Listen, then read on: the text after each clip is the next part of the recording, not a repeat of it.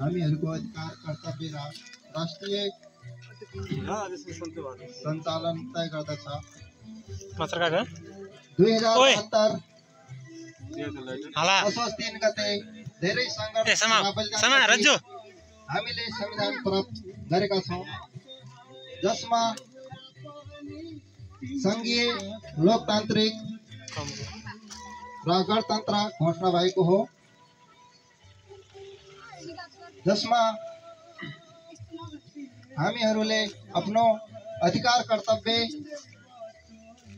र मानव अधिकार प्राप्त गरेका छौँ।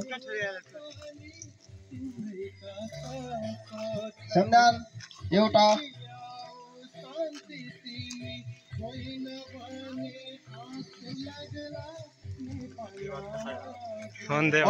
बोल्न देन यार, बोल्नु नै धेरै कुरा।